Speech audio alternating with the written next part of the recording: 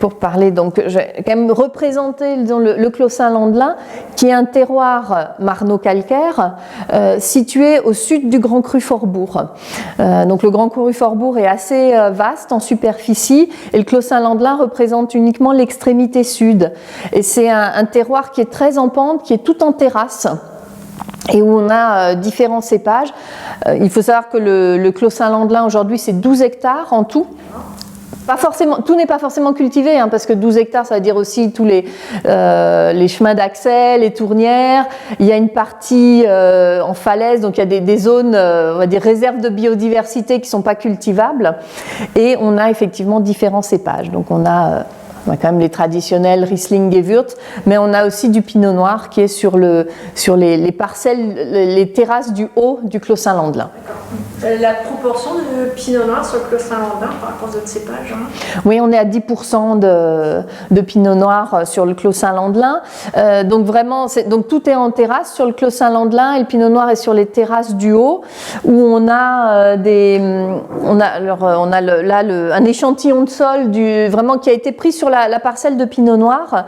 Donc on a effectivement les cailloux calcaires et après une terre qui est ocre rouge qui se voit, ça se voit en hiver quand le sol, quand il n'y a pas de végétation, qu'effectivement on a une teinte qui est assez sombre parce que le sol est riche en fer. Voilà, ça c'est l'explication.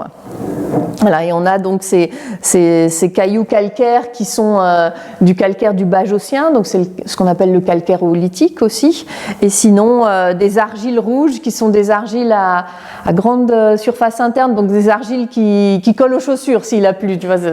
Voilà, ça c'est vraiment l'endroit d'où vient le Pinot Noir du Clos-Saint-Landelin. Voilà. Donc si on passe après à la dégustation. Voilà. Donc déjà on voit, c'est pas forcément des teintes, on a des teintes qui sont soutenues, mais c'est pas forcément un vin qui est opaque. On n'a pas des extractions extrêmement poussées en cave.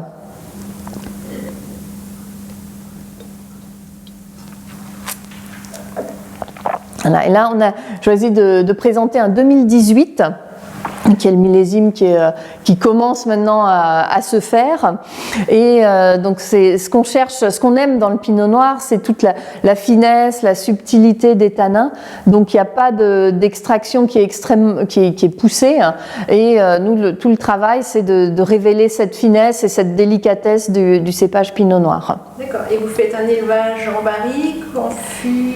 Alors ça passe, donc c'est effectivement un élevage sous bois. Alors je vais revenir même un petit peu avant et finalement au moment de la vendange, il y a une macération qui dure 3 semaines et demie, 4 semaines.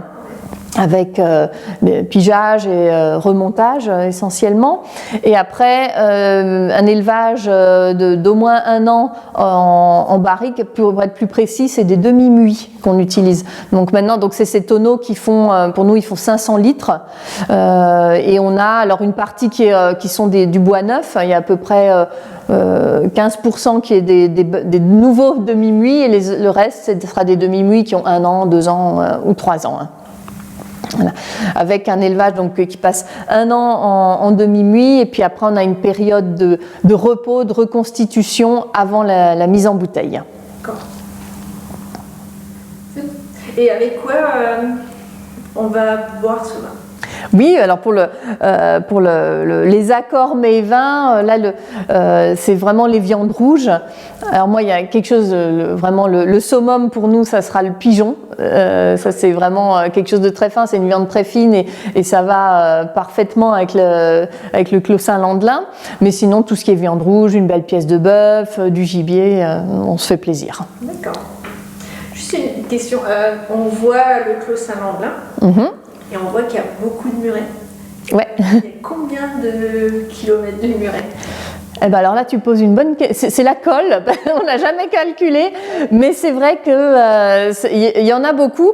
On peut parler aussi en temps de travail, d'entretien de ces murs, ou par exemple quand il y a une nouvelle parcelle ou une parcelle qui est arrachée, replantée, et qu'on doit refaire les murs. Là, effectivement, c'est des travaux. Voilà, il y a 3 mois de travail à plusieurs personnes. Donc c'est plutôt, on le voit plus nous en temps d'entretien finalement, parce parce que il y a toujours, voilà, il y a toujours soit des murs qui commencent à s'effondrer qu'il faut reprendre, soit par exemple sur des parcelles qui n'étaient pas forcément bien aménagées, où on fait par exemple une grande terrasse qu'on va diviser en deux pour avoir moins de dévers.